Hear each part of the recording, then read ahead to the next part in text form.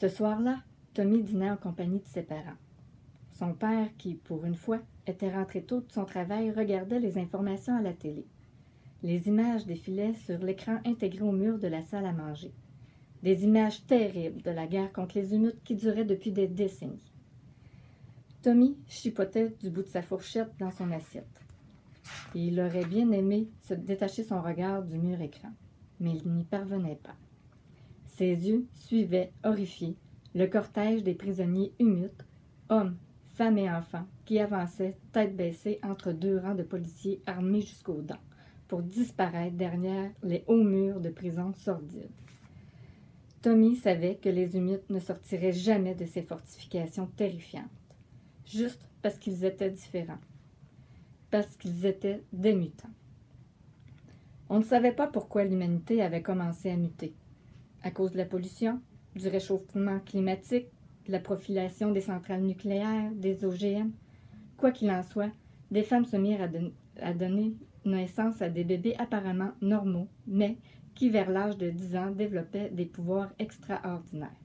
Certains lisaient dans les pensées, d'autres faisaient bouger des objets par la seule force de leur esprit, d'autres encore pouvaient se téléporter. Il arrivait même que des adultes mutent subitement à n'importe quel âge.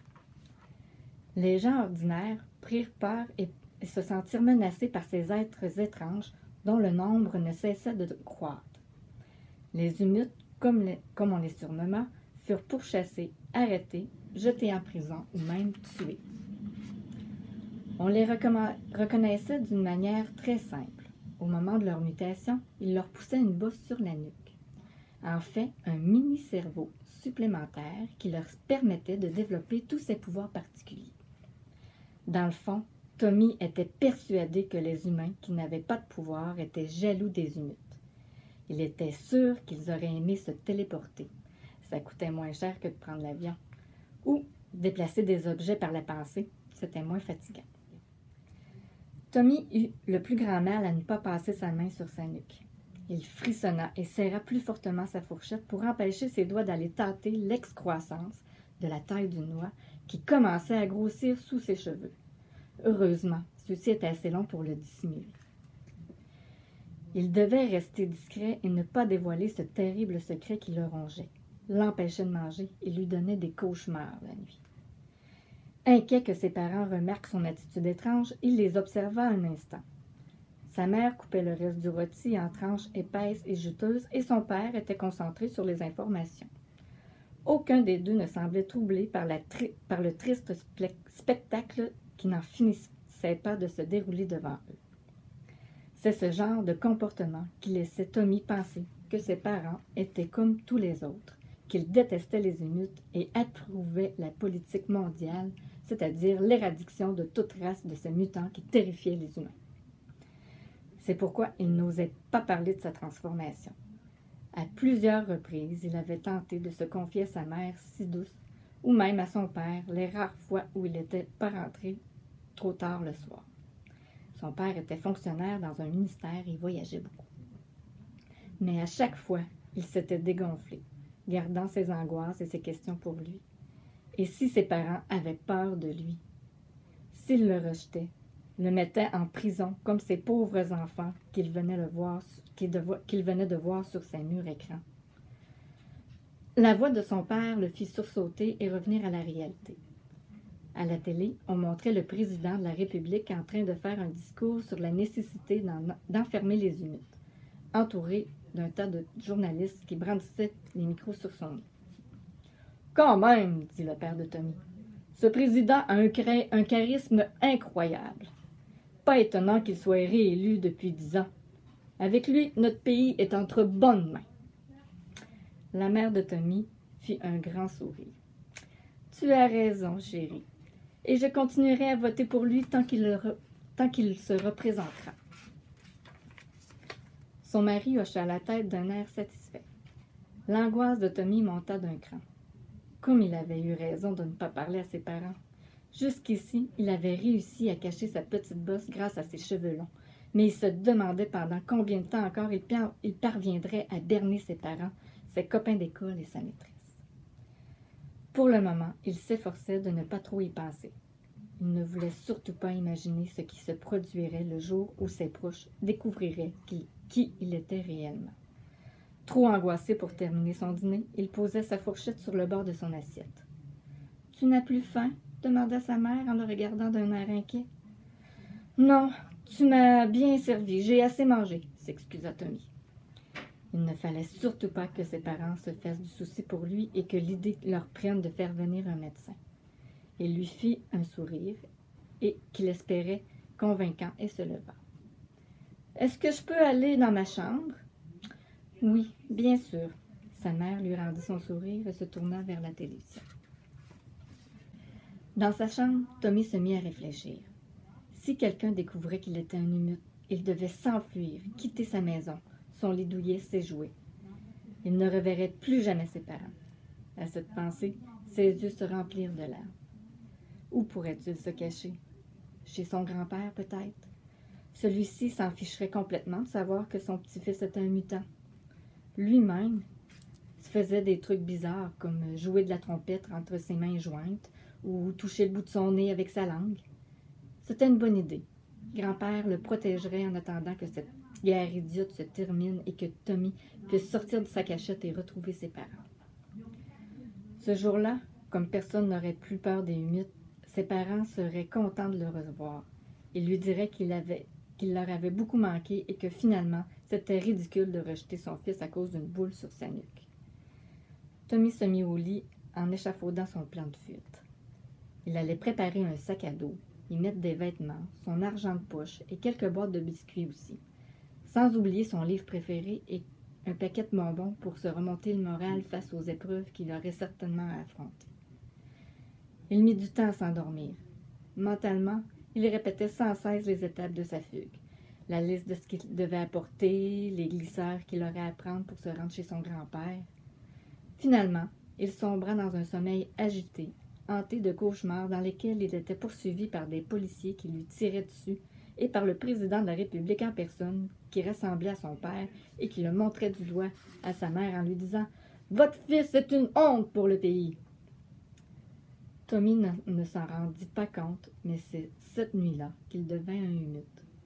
Pendant qu'il rêvait, le minuscule cerveau qui avait éclos sur sa nuque arriva à maturité et développa le pouvoir du jeune garçon. Quand Tommy ouvrit les yeux, il se sentit exactement comme la veille, prêt à vivre sa journée d'école et anxieux à l'idée qu'on découvre qui il était, mais soulagé d'avoir préparé le plan pour s'enfuir au chaos. Il se leva, s'habilla et se rendit dans la salle à manger pour prendre son petit déjeuner. Ses parents étaient déjà partis au travail. Sa mère donnait des cours à l'université et pour se sentir moins seul, il alluma la télé. Aussitôt, il retomba sur les images violentes des files d'humutes résignés à subir leur triste sort.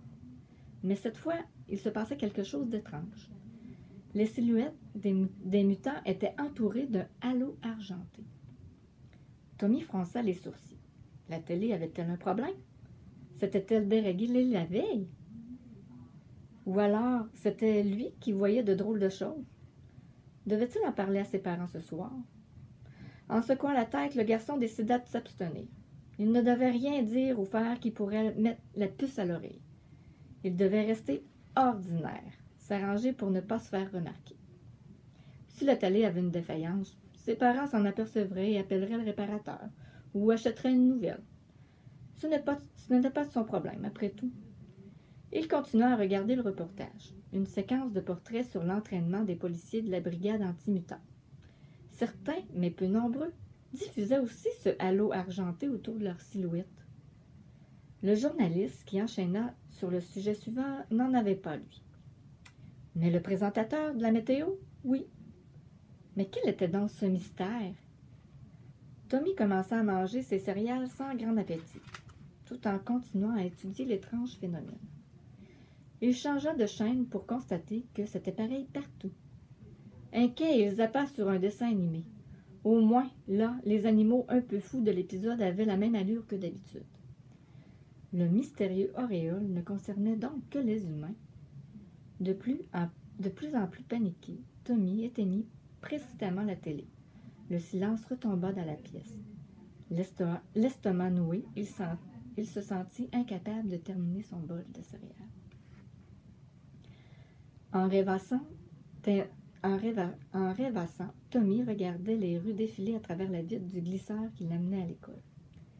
Soudain, il se figea, étouffa un cri qu'il camoufla en quinte de tout pour ne pas alarmer l'adulte assis en face de lui. Il y avait du monde dans les rues de la capitale comme tous les matins. Mais cette fois-ci, de nombreuses silhouettes se distinguaient nettement dans la foule car ils étaient entourés du fameux halo argenté. Comme à la télé, il se frotta les yeux, mais cela ne changeait rien. C'était donc vrai, il déraillait complètement. Il passa une main discrète sur sa nuque. La bosse avait encore un peu grossi et était devenue toute dure. Était-ce lié à ses hallucinations? Le trajet jusqu'à l'école lui parut trop rapide. Le glisseur le déposa juste devant la grille. Le garçon entra dans son établissement scolaire en titubant légèrement. Il ne se sentait pas très bien. Sa tête tournait, sa poitrine était oppressée, mais Tommy ne devait rien laisser paraître. En respirant profondément, il se dirigea vers la cour de récréation où ses copains étaient en train de s'échanger des cartes 3D de monstres. Tommy crut que son cœur allait s'arrêter de battre. Dans le vaste espace bitumé où quelques arbres nus étaient censés apporter un semblant de verdure, la moitié des élèves, certains courant, d'autres papotant dans un coin, les filles jouant à l'élastique et les garçons au ballon, dégageaient le même aura argenté. Pour certains, elle était très puissante et brillante d'un éclat vif, mais pour d'autres, c'était juste un léger halo à peine visible. Il eut beaucoup de mal à reprendre ses esprits et faire comme si rien n'était. Il passa la journée à se demander ce que signifiaient ces halos, écoutant distraitement la maîtresse qui, elle aussi, était entourée d'une lumière pâle.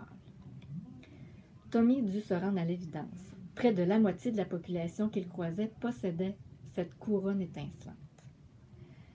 Enfin, la sirène annonça la fin de la journée de classe retentit et Tommy, plus pressé que jamais, se précipita hors de son école. Le glisseur arrivait rapidement, au grand soulagement du garçon qui se rua dans le véhicule bondé.